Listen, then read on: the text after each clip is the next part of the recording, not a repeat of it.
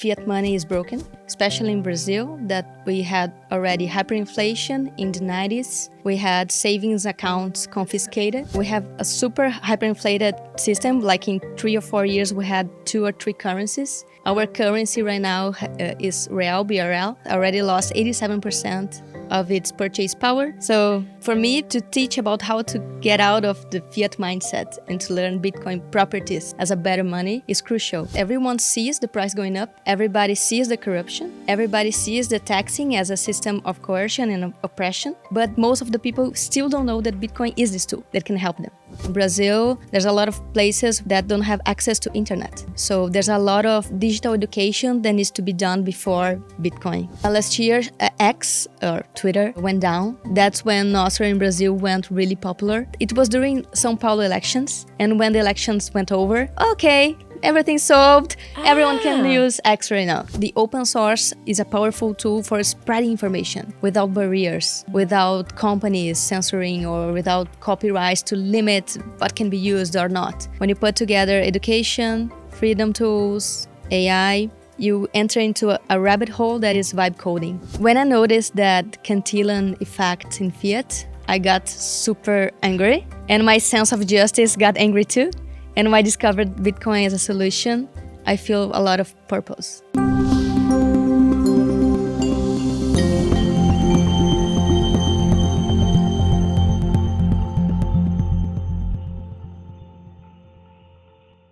Hello and welcome to You're the Voice, once again from Prague.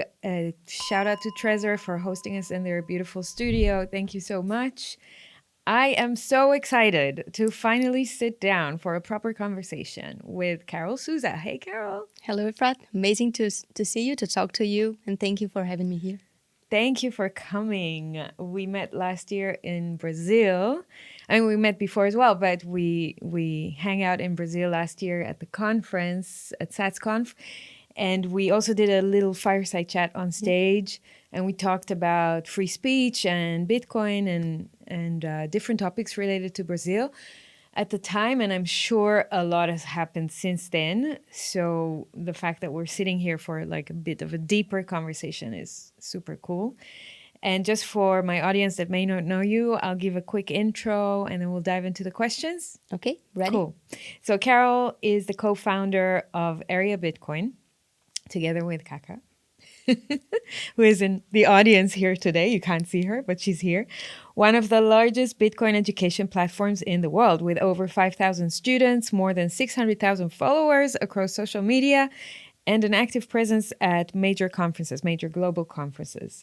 Her work is transforming how Brazilians understand money, helping thousands move away from the fiat mindset and speculation to see Bitcoin as a tool for sovereignty, decentralization, and individual freedom.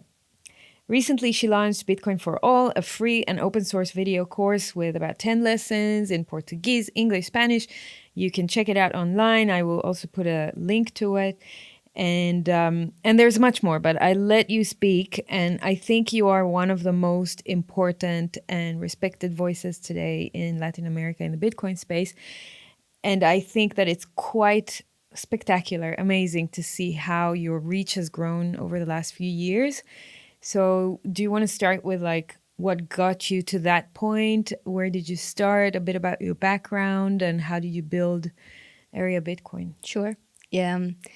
My background has nothing to do with technology or development or finance. I was a dentist before Bitcoin. Yes, I had a clinic with Kaka, my partner in Area Bitcoin. No way! Yeah. You guys! Yeah, Kaka worked in marketing and I was a dentist and also worked for the government. So I had both jobs, like a dentist in the government health system and also in our clinic.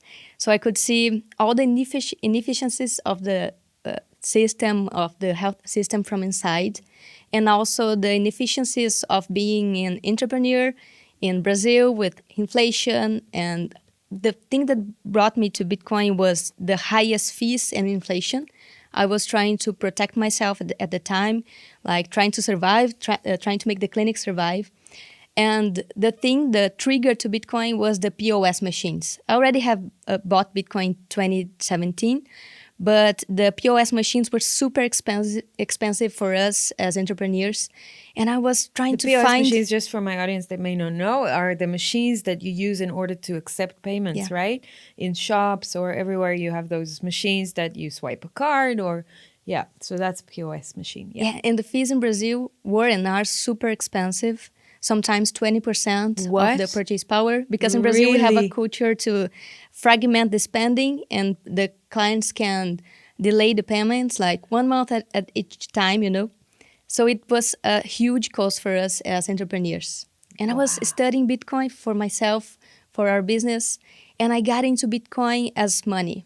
And I thought, if I can receive Bitcoin without fees, so I can eliminate the POS machines if my clients want to pay me in Bitcoin. And that's how everything started. That's how I started to study Bitcoin as money, how I could receive it. And during this journey, it was a paradox for us because at that time, most of the content was about trading, speculating with Bitcoin, but not about receiving Bitcoin peer-to-peer from another person, from your client. And the search for to have a more efficient business brought me to Bitcoin. And then we started to share our experience, like what it is a wallet, how to create a wallet in Brazil in Portuguese, getting out of the trading speculative mindset. And it worked. A lot of people started to consume our content, cheering like, this content helped me so much. That's our signal to keep doing it. So you started with YouTube videos? YouTube videos, and also Instagram. That is the Both two platforms. the biggest ones in Brazil that most people use. And it grew a lot. And then in 2020, I quit my job at the government, and also we sold the clinic to dedicate 100% or 200% of our life to Bitcoin and to create content and help Brazilians. In 2020. 2020. Wow, what a time when COVID started. Yeah. And when you started accepting payments in your clinic, was Bitcoin not even in a discussion of regulation at the time in Brazil? No, they were starting a discussion about IRS and how to tax it more, how exchange could track and to deliver information to our IRS system. Now in Brazil, anyone who buys Bitcoin has their data delivered to the IRS. So this discussion started at that moment.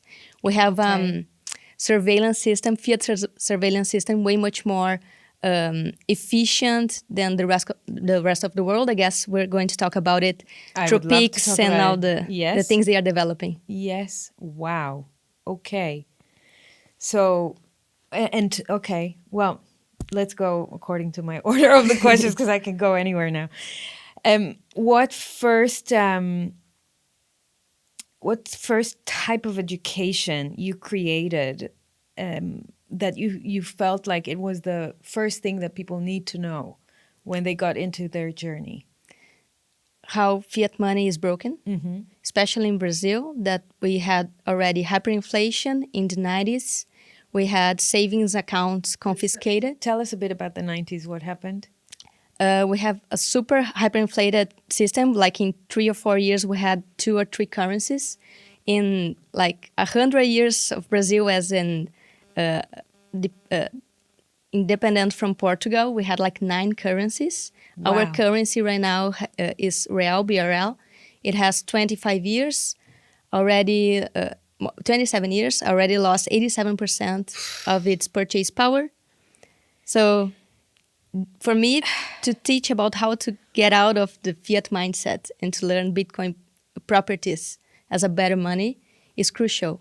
And because people have experienced this in relatively recent decades, are they more open to, are they understanding what inflation is in a better way than most of the other places around the world? Yeah, totally, because everyone sees the price going up. Everybody sees the corruption. Everybody sees the taxing as a system of coercion and oppression. But most of the people don't know how to exit, how to opt out, and how to help themselves. So this were our search. Okay, this is a tool, Bitcoin is a tool, can help a lot of people in Brazil. But most of the people still don't know that Bitcoin is this tool that can help them to survive through inflation, hyperinflation. Who knows what will happen? We already had savings accounts confiscated in Brazil in the 90s. So the confiscation of the banking... it was like a bail-in, like they took money away from deposits? Yeah. People or closed the deposits, like now it's ours, the banks? Yeah. To fight inflation. To fight inflation, of inflation. Course. It's like in Cyprus, of course. Yes. Yeah. Okay, go on. Yeah, so I think... But the thing is, this happened like 30 years ago, and most of the people forget of these events or think that it can't happen anymore. So one of our efforts is try to help Brazilians to remember that and to prepare, but to notice that in their real lives, they are already suffering these effects in fiat money, like the real losing purchasing power and all the surveilling mechanisms that fiat has through banks and through government and through taxation and everything. Okay. Area Bitcoin has reached thousands of Brazilians and Portuguese-speaking, right? What's been... By the way, you have a lot of audience from Portugal? Yeah. Not just from Brazil? Yeah. Portugal, there's a lot of Brazilians living abroad in other countries. So they are watching it from other countries. Okay. Your The Voice is brought to you by Trezor, the original Bitcoin hardware wallet company pioneering the development of self-custody for crypto assets since 2013, empowering individuals with an open-source device, enabling beginners and experts to easily and securely hold their coins. I find my Trezor super easy to use and recommend it to my friends and family. Enjoy my 5% discount on Trezor products by clicking the link in the show notes and using the code FLAT. Self-custody is powerful, but what if someone forces you to unlock your wallet? Bitcoin settles instantly, and that freedom can also be a risk. BitVault is the first Bitcoin wallet built to protect against both physical attacks and digital hacks. It creates a banking-grade vault on-chain with 2 of 3 multi-sig, time-delayed transactions, 2 hours to 15 days, giving you space to react, trustless recovery after 1 year, works with trusted hardware wallets, open source, and built with one focus: beyond keys, protecting humans. Only 42 lifetime subscriptions are available at $199 forever. Head over to bitvault.sv to sign up and use code FLAT for 10% off. What's been the most powerful shift you've witnessed in how people understand money once they truly get Bitcoin? To me is that there's a phrase that says that you just change from knowledge to wisdom when you put it in practice. Yeah. And to me is to see people putting in practice, like deciding to install a wallet in their cell phone or to accept Bitcoin or to see Bitcoin as a tool for them and take action and start to do things with Bitcoin. Okay, build an app or start to think, okay, how can I use this in my daily life? Not just study and never took action.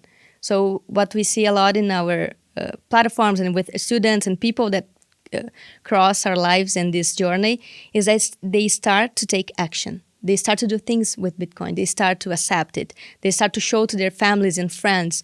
And to me, the action is what changes realities. Absolutely. And that's where I feel like many people are getting stuck these days, where, for example, in the UK and in Switzerland and in other places, there's this whole push towards digital IDs, which is like the foundation of surveillance states like we know. And I see a lot of freedom-oriented people or freedom communities talking about it and obviously resisting it and are very verbal about it, which is fantastic. But most of the content that I see out there is just talking about resist, say no to this, go out to the streets, sign this petition, I don't know, write a letter to your MP or anything you can do in order to try and influence the situation and make it not work for the state to instill that. However, I feel like most of these people are in a way losing hope because they're not seeing what else can be done in order to create a new reality. They are stuck inside this reality, just trying to push back, against what the state and the government is bringing.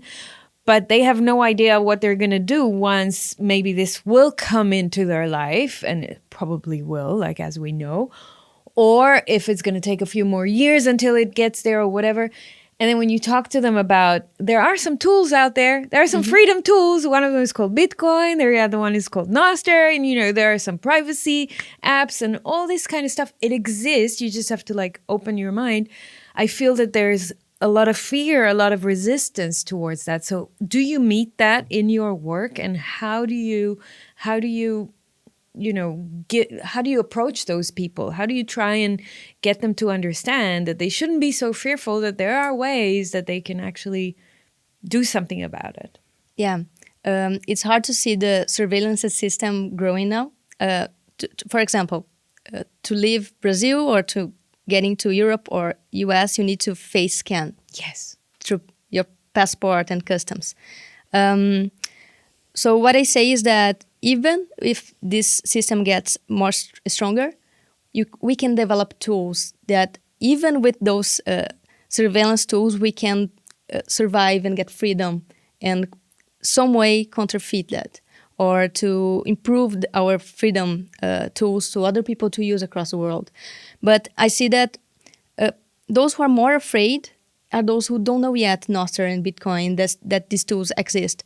Another example is like open source. Yeah.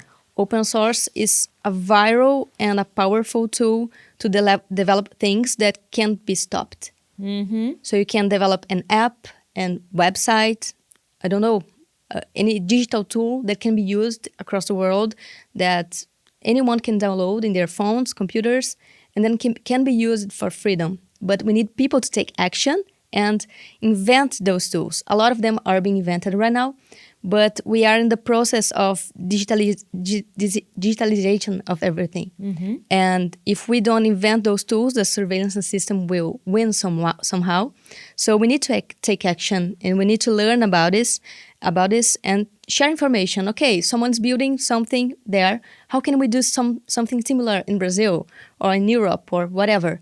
So I think that part of the educational process is to let people know what the problem is, that these surveillance tools are being used against people, and what kind of solution already exists, and what else we can do to improve our freedoms. And there's a saying in Bitcoin, you can just do things. Yeah. Right? Yeah. Which a lot of Bitcoiners take and adopt, and they just build stuff or they do stuff. They get, that's to your point, they get into action. Yeah. Which is oftentimes the hardest thing for people to do, to get into action, because it requires them to actively change something in their lives, to break a habit, to unlearn something, to adopt a new way of being or working. And that is super hard for people. Change is very hard for people. Yeah, So, because of insecurities. Yeah. That's a thing that we notice. When we talk about Bitcoin, some people said, I can't. I'm not a developer. I don't know enough, you know? So it takes time for people to be confident with technological and financial tools and open source tools and new abilities they need to absorb and to incorporate. I agree. Do you think that the whole digital thing, the digitalization that you were referring to, is a barrier for many of the people that are now wanting to make a change or trying to get into Bitcoin or the digital world? I think that those who want to get into this space already know those tools, but I think there's a lot of people that doesn't even know this exists and could be part of it. For example, in Brazil, there's a lot of places that don't have access to internet. So there's a lot of digital education that needs to be done before Bitcoin and before what we are talking about. So this is a great barrier to... Like, what's the internet? Yeah. How do you access a website and... To have an email. Have an email and have a device that you can do that through.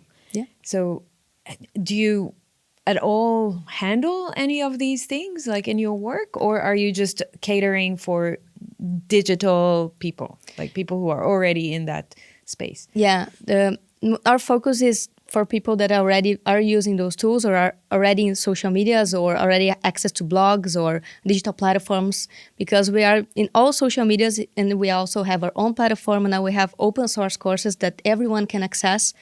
But those who access it already have a device, already have a computer.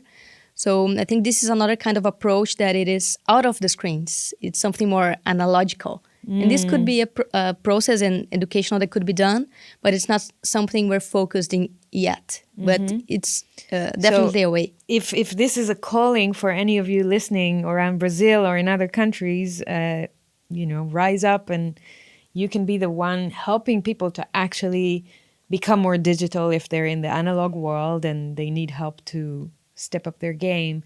Because that is another thing that is very needed. I agree with you. What we do is meetups. There are meetups in different cities where local hosts can be leaders in their communities and start this process. But there are those who are watching us, our audience says, I learned a lot from you. I want to help in my city. What do I do? So these people contact us and we help them. But it's just 7 cities. How do you help them? What do you do? We have online courses like Bitcoin for All. They can watch it. We have once per month mentoring for them. Like, okay, these are the materials. What do you need? Do you have a place to do the meetup? We help them to create these local communities. Great. This is already analog movement, but it's more than I think it could be in the future. Wonderful. Okay. What are the mindset barriers that you see often with new students when it comes to moving beyond speculation towards sovereignty and self-custody? Right now, I think that the fiat mindset towards crypto. Because since we started, mostly until 2022, most of the content and Google, when you search for Bitcoin, it got mixed with crypto.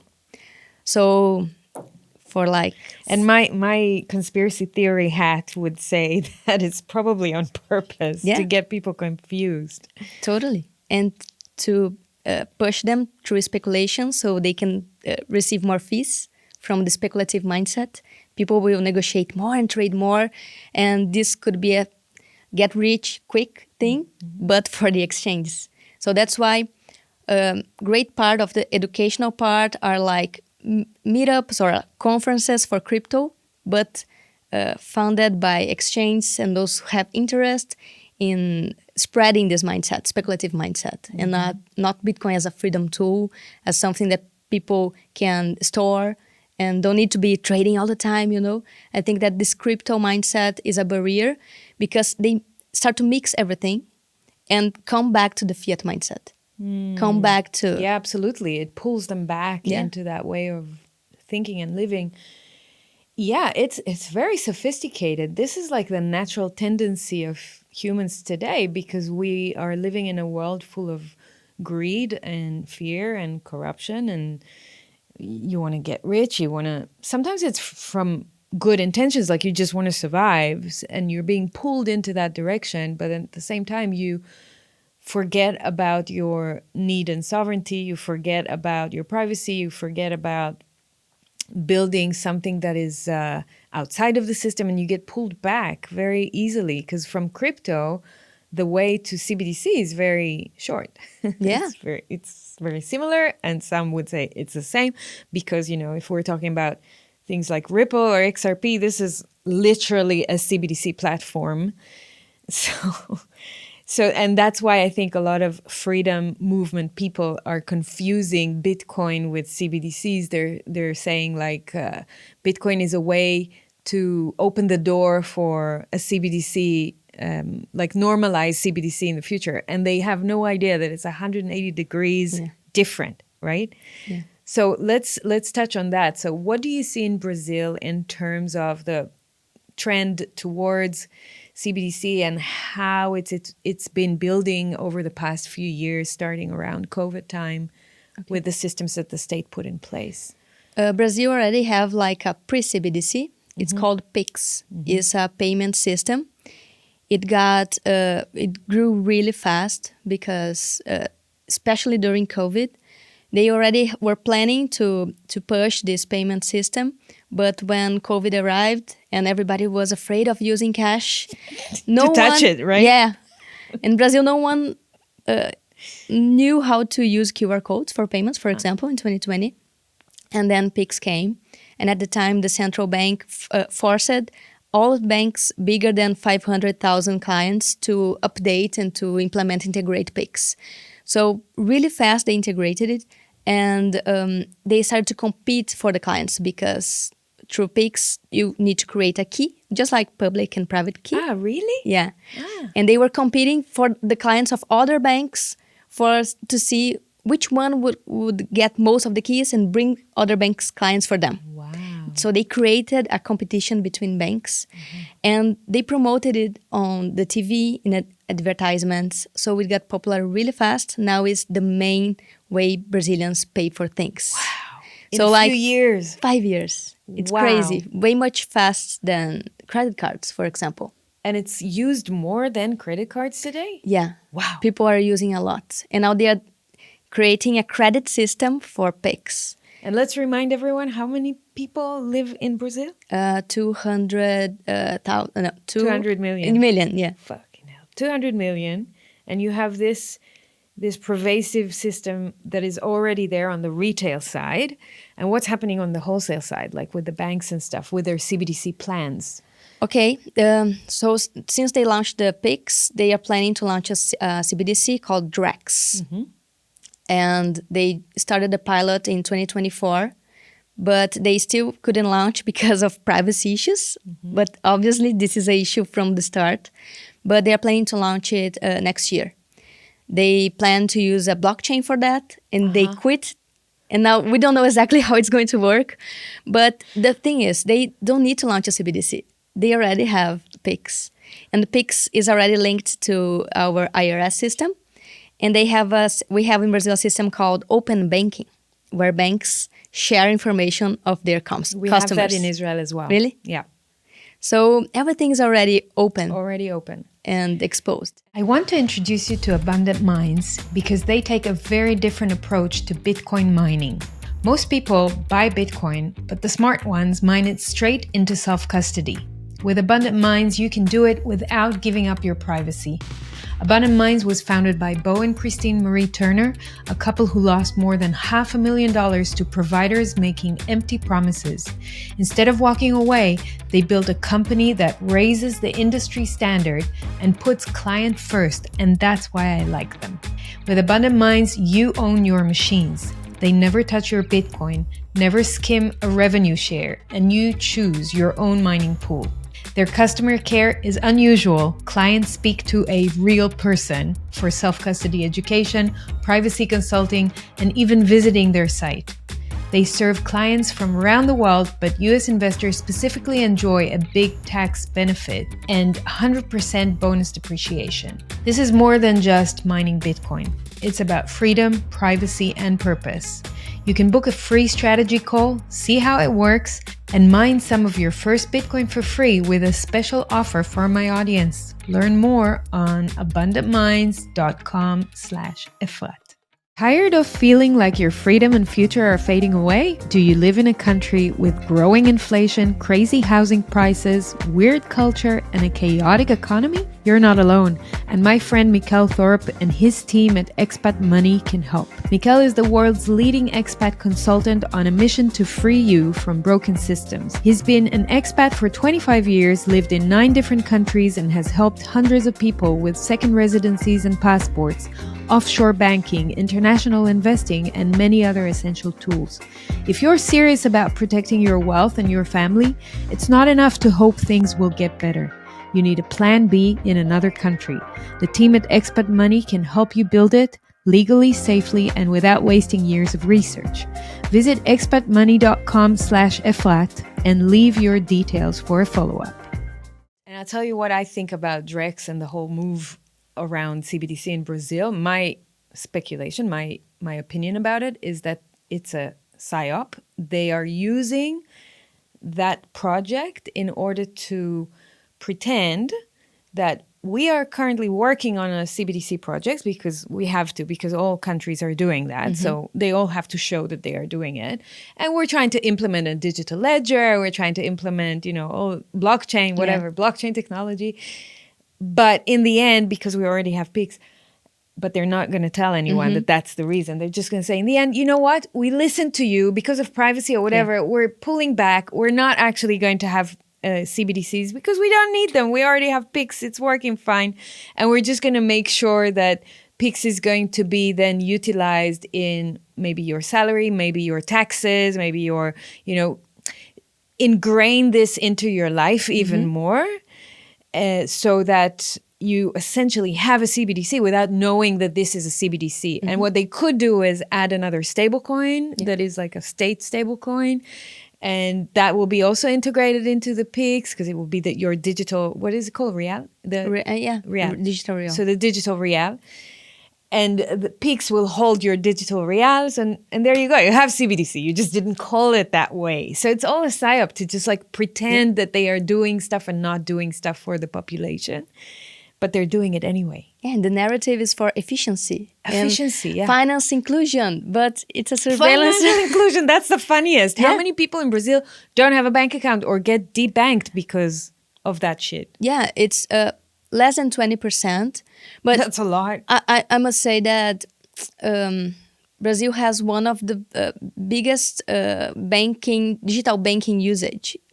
And one of the main internet usage and digital platform usage. Okay. So really, really connected. Yes. And they are using this curiosity for technology and internet and connection because Brazil is huge. It's a way for everyone to communicate, to install those mechanisms and surveil financially and through digital platforms like WhatsApp and X. They already shut down in the past. We can enter in that matter. Can you share a bit about that? So what has happened? Yeah, last year, X, or Twitter, went down during a Supreme Court judge. And we stayed like 20 days or 15 days cut off from X. Everyone needed to learn how to use VPNs. Like people that I didn't realize would be interested in VPNs got interested and started to ask us how to... This is the thing, like PICs. Everyone learned how to use QR codes to transact. This is a secondary effect. And then when X went down, everybody was curious about VPNs, curious about privacy tools, and curious about Nostr. That's when Nostr in Brazil went really popular. Really? Yeah, we have a video that grew a lot at that moment, telling about how to use Nostr, how to configure a Nostr account, and etc. And for 15 days, we got deplatformed. So after that, it was during São Paulo elections. And when the elections went over, everything's solved. Everyone can use X right now. Coincidentally, right? It coincided with the election so that you wouldn't be able to influence in your campaign and share and whatever. Fucking hell, such corruption. It's unbelievable. So now it's fine. Now X is working in Brazil? Yeah, it's working, but there's a lot of persecution for those who criticize Supreme Court and some political components. Brazil is polarized like the rest of the world right now. So, but we have a Supreme Court judge that don't like those who criticize them and start to deplatform and shut down and wants to shut down some accounts from Brazilians that are have more visibility. So just like the same playbook like all the rest of the world, censoring people's expression and speech and trying to control narratives through the platforms. How convenient that they put all this legislation in place that they can regulate the big tech companies and the social platforms, huh? Yeah. Okay, so it's a good sign to hear that Brazilians were interested in Nostr and starting to curiously research what that is.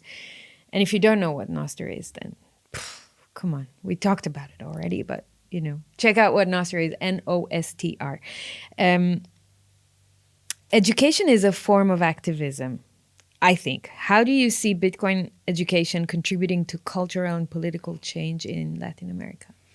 I think that people are feeling empowered because those who are noticing Bitcoin as a tool to survive and to help their friends and families are feeling more confident and are starting to feel confident to show about what the fiat system is, how real being debased, to show what they are doing, like shutting down people's accounts, and start to speaking up and starting to create content and starting to be leaders in their communities, because they're starting to notice that if no one talks about it, if no one shares information and helps people to see Bitcoin as a tool for freedom, it will take longer for people to wake up to this system. Absolutely. So I think that is an empowering tool, and it's making people to speak up and feel more confident, and to feel confident even to store their own money, their own wealth, their own family wealth, because we already have those episodes of banking accounts and savings accounts being confiscated. So everyone start to think, okay, this can be done again. So I will anticipate, and I will protect myself, I'll protect my family, and I'll learn how to use these tools, how to use multisig or a wallet. So I noticed that people that we couldn't even think that would be interested in Bitcoin or interested in protect their money are getting interested. But it's a slow process. Yes. Depends when something, that's the sad part. Yeah. Sometimes something needs to happen for people to accelerate Yeah, I know. the process, I know. But I think that's the way life is. Like, it's divine. Like, things happen in the time and the pace they happen for a reason, and people have their own journey to go through.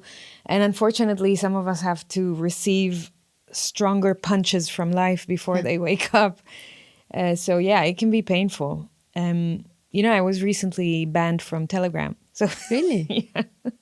My Telegram account was shut down, and I don't have anyone to talk to because I'm speaking to bots and AIs on the Telegram platform. And now I can't even speak to them because they completely closed my account. I had 2 channels there, one with 6,000 people, one with 2,000 people, in Hebrew and in English, and it's all gone. And I have to get another SIM if I want to open another Telegram account. So people think that Telegram is this free speech place. No, it's not. Nostr is. You launched Bitcoin for All in 3 languages, which congratulations. Like, that's amazing. And I watched obviously just the English. I don't understand other languages. What impact are you? It's a great course. I highly recommend for people to watch that. What impact are you seeing globally, and was open sourcing this important for you?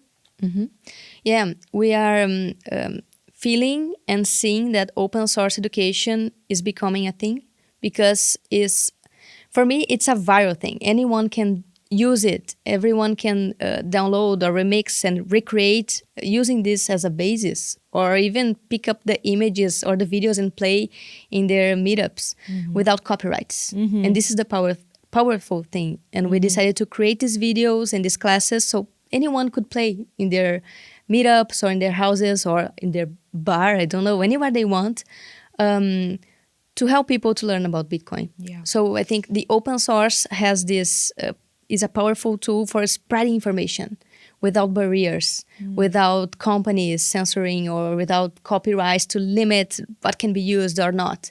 So we decided to create in 3 languages. So in Latin America, Brazil speaks Portuguese, but there's a lot of countries that speak Spanish. The Spanish courses, we used AI to do that because our Spanish is not that good. But the English, I recorded. So I think it's a tool that can help anyone who is learning, anyone who wants to teach, anyone who wants a basis, a script, or initial material to create upon it. So I think it's a good basis that can help a lot of people. And if more open source educational content appear, we can have infinite amount of content to multiplicate this idea. I think the idea is to multiplicate knowledge and help people to feed this Bitcoin mindset and get rid of the fiat mindset, because it's hard. When you don't notice, it's there. You're thinking like a fiat mindset. Absolutely. I totally understand and empathize with people who say, but, I need to make a living, so I need to monetize this. I can't put all my stuff for free out there for people to consume. I totally get that. And I respect that. However, if you can, what you can put out there for the world to take, do it. And I think that that's very inspiring. And yeah, we don't think like that enough. We're very much in the Fiat mindset. But you do have some paid courses there as well, right? Yeah. Okay. We have a paid platform, and we have way much more free content on online. But I think that in the short term, paid education may be demonetized by AI. And I think that the open source contents may help to feed those AIs to propagate the Bitcoin mindset and not okay, fiat is good. You need to use the government currency. You only have to use that. You need to obey to everything, you know. Absolutely. I think we need to provide those tools we have different opinions and different forms of content to be basis for this digital world we are going to live. This is very interesting what you're saying. It makes me think that, I was a marketeer for about 20 years. That's what I did before I got into this new chapter of my life. And obviously, as a marketeer, you always look at the different types of marketing channels that will bring you leads, that will bring you traffic, and what works best and how you can utilize them in the best way possible. And until a few years ago, search engines were like the number one channel that, in most cases, that would bring people into your content, into your work. And I think it was 2 years ago when I had a discussion with a few Bitcoiners that are building things in this space, and they don't have the marketing or the business background that I have. And we were talking about AI and how it's going to enter into our life and what it's going to change or whatever. And I told them, you just wait and see, give it not much time. I'm telling you, like 2 years from now or even less, until you start seeing that AI is going to beat search engines in bringing people into content online. And it's not going to take much time. And people are going to rely on what the AI tells them and the sources it gives them in order to find content and answer their questions. And lo and behold, this is what's happening. And I think for the first time ever, I have a blog. Also, it's a free blog, so people can sign up to my mailing list. And 5,000 people did that. Thank you very much for everyone who has signed up. And I can see every time someone signs up where they came from. So for the first time a month ago, I got someone from ChatGPT. Like, really? Yes. So like ChatGPT is starting to send people down to my blog. And the reason I'm saying this is not just to celebrate, but also to show how content like mine, which is quite, dissident, different. I speak about freedom, sovereignty, getting out of the system and all that stuff. AI is also regurgitating that. Even though this is content that the state likes less, it's somehow like through the pipelines, it's trickling down and it's working. So people are being sent to my content as well. Maybe they're searching about CBDCs. Maybe they're searching, I don't know what they're searching. But it's super interesting to see. And what you're saying is it's very much tying into that. AI is going to change a lot. And if we put open source content out there that AI can then feed on, it will start sending people to the relevant, websites like yours, etc. And it will also answer questions in a different way, right? So that's another reason why we want to do open source content. Yeah, and I think that our work as educators is going to become a little much more active. Not, for example, what I'm thinking right now is that when you put together education, freedom tools, AI, you enter into a rabbit hole that it is vibe coding. Right. And maybe you can explain to people what vibe coding is. Is when you use AI to create apps or to build something that you couldn't do before. So, for example... And you don't need to know how to program. Yes, you don't need to know to be a coder, for example. But you can become a coder. Without knowing exactly how to do that. For example, we are vibe coding websites and platforms that we couldn't do before, and we were depending of a developer to do that. Small websites, and it brought us a way much faster way to do things. Amazing. Like we were saying in the beginning, we are doing more things. And as educators, we can build educational platforms, educational websites that we didn't have before. So this is why I think we're going to need to be more active, more creative, and more builders. Yeah.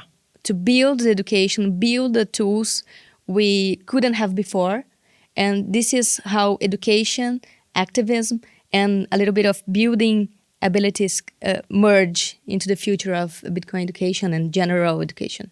I love it, Carol. I love it. Okay. This is exactly, it ties in really well, this question. So you also helped build Bitcoin creative and Bitcoin coders. Why do you believe, what are they first, and why do you believe empowering designers and developers is key to Bitcoin adoption? Okay, because through time, since we started in 2019 until now, people come to us saying, okay, I learned a lot from you, I already have Bitcoin, and I want to work in this space. I am a non-developer, like a regular developer, not a Bitcoin developer, or I am a creative person, I work in marketing, I'm a designer. And these two profiles came to us asking, oh, what can I do? I know nothing about coding. And we always wanted to have this space for people to develop careers and also to help adoption and to help these tools that we are seeing that are necessary to build.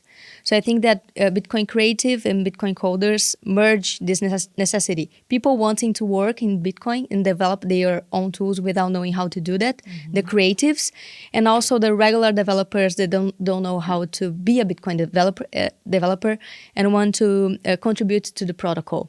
So these are two programs that we started this year with two teachers, two professors, Laura and Rafael, that are leading those two initiatives. And we are with our audience, bringing them into these spaces and helping them to merge their careers if they want, or just to build something that they think that needs to exist in the Bitcoin space. Beautiful. I love it. Okay, we have only a few more minutes, but I still have a few questions for you. So what's your approach to teaching complex ideas like decentralization or monetary debasement to people who've never thought about money this way before? I think that teaching is more about hearing than speaking. So in the beginning... Listening, right? Yeah. Yeah. So in the beginning of a conversation, you need to hear what are the backgrounds and feel a little bit what are the backgrounds of that person, and start to do questions and using metaphors. Yeah. Metaphors are the best way to help people to digest what Bitcoin is. Yeah. And to me, this is the tool to make it more didactic, to understand Bitcoin, money. Of course, you want help and teach us, speak about Bitcoin, all subjects that it is. We need 1,000 hours to understand Bitcoin, a little bit of Bitcoin. Can you imagine in a small talk to try to deliver everything? The person don't know what to do with that much of information. Yeah. That's why hearing and connecting a few dots, it's the first step. And then you can, through the conversation, understand what are the person's necessities. This person don't know how Fiat works, and I need to go through the Fiat problems, or investments problems, or freedom problems. So we need to find a way to reach out the central point in each one. Beautiful. You're such a good educator. Beautiful. What's the future of Bitcoin education in the world, in Brazil, in Latin America specifically maybe?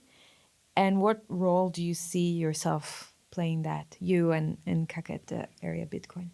I hope that it gets more common, Bitcoin education and Bitcoin awareness of, because at this point, everyone already heard about Bitcoin, but it still has this speculative, this label. So I hope that in the future, it's not just that, it's Bitcoin as money, as a freedom tool. And our idea is to keep doing that, keep helping people, and keep growing Area Bitcoin and ourselves already were transformed through this process. So it's hard to say how I imagine there because probably it's going to be way much different. But I hope to still be here, still be talking to you, knowing people in the space, and keep growing with the Bitcoin industry and adoption and helping more people in our region to connect to Bitcoin as well. So how do you measure your success? Is it the number of students or is it something else? Numbers are nice, but they are not the main measure. I think that the feedbacks that we receive, because we test a lot of things, a lot of contents, different ways to produce, and the feedbacks are the most important. Yes, I love it. So we are always doing research and combining the results we have and the feedbacks. And for us, it's the feedbacks. Okay, this worked because we have 50, 20 positive reactions or positive feedbacks about it. So, okay, let's keep doing that and growing through this way. Love it. And on a personal note, what keeps you inspired to keep reaching out and speaking out, even when it's difficult or unpopular? To me, it's the sense of justice that Bitcoin brings. The sense of justice. Yeah. Say more about that. When I noticed that Cantillon effect in Fiat, I got super angry. And my sense of justice got angry too. And when I discovered Bitcoin as a solution, I feel a lot of purpose.